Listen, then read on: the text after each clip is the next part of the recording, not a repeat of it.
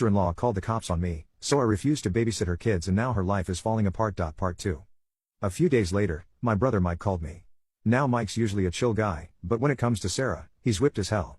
He started off by saying he just wanted to talk, but it quickly turned into him yelling at me. "Why can't you just let this go?" he said. Sarah apologized. She knows she went too far. "We're family.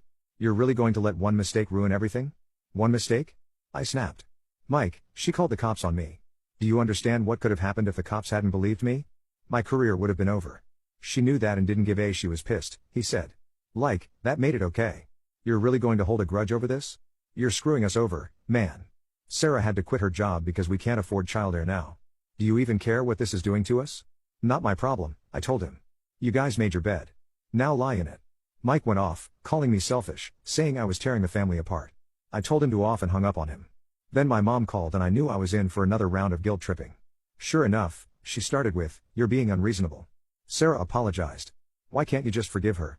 "Because this isn't about an apology, Mom," I said. "She didn't just screw me over. She put my entire career at risk. And now you're trying to make me feel bad because she's dealing with the consequences of her actions. I'm done." Of course, she didn't get it. She said I was being childish and needed to think about how this was affecting the family.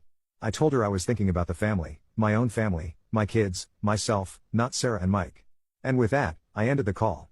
Sarah calling the cops on me was bad enough, but the fallout from that decision was about to ripple through the entire family in ways none of us saw coming.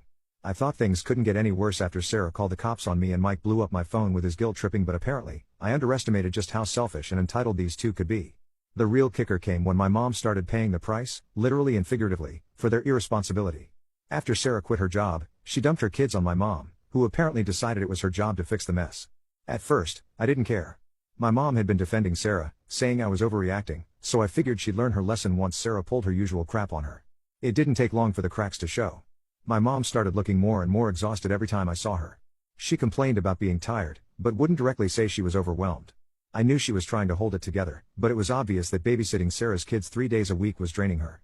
Then one day, I got a call at work. It was my mom, and she sounded like she was out of breath, saying she didn't feel well.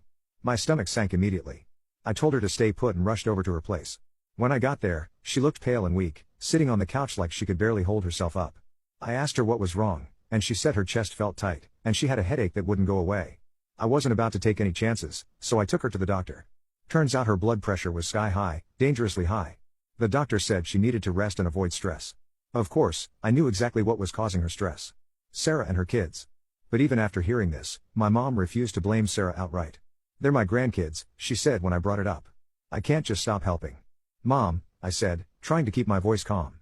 "Helping is one thing, letting them walk all over you is another. You're not responsible for their kids. That's Sarah and Mike's job." She sighed, but didn't say anything. I could tell she wasn't ready to stand up to them yet, but I sure as hell was. The next time Sarah came by to drop off her kids, I happened to be at my mom's place. I wasn't planning on being there, but I'd swung by to check on her, and Sarah showed up, all smiles, acting like she wasn't dumping her problems on a sick woman. "Hi, Mom," she chirped, ushering her kids inside. "I'll be back around 6 o'clock. I stepped in before my mom could say anything. "Actually, no, you won't," I said, crossing my arms. Sarah froze and looked at me like I'd just slapped her. "What do you mean?" she asked, her tone immediately defensive. "I mean, you're not leaving your kids here anymore," I said.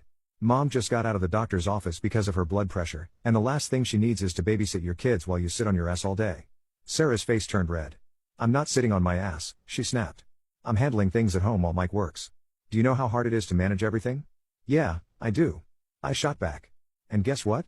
It's your responsibility, not Mom's, not mine. Yours. Figure it out." My mom tried to intervene. "Of course. Ashley, that's enough. We can talk about this later." "No, Mom, we can't," I said, turning to her. "You've been bending over backward for them. And look where it's gotten you. At the doctor's office. It's time to stop." Sarah, meanwhile, was fuming.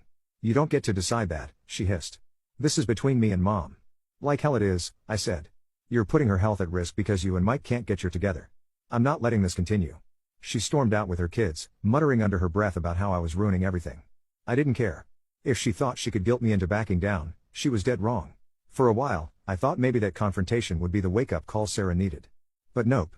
The very next week, she dropped her kids off at my mom's house again, as if nothing had happened. My mom called me later that day, apologizing for not standing up to Sarah. "I just don't know how to say no to her," she admitted. "She always makes me feel guilty. Mom, I said, trying not to lose my temper. You have to stop letting her manipulate you. She's not going to stop until you put your foot down. I know, she said quietly. But what about the kids?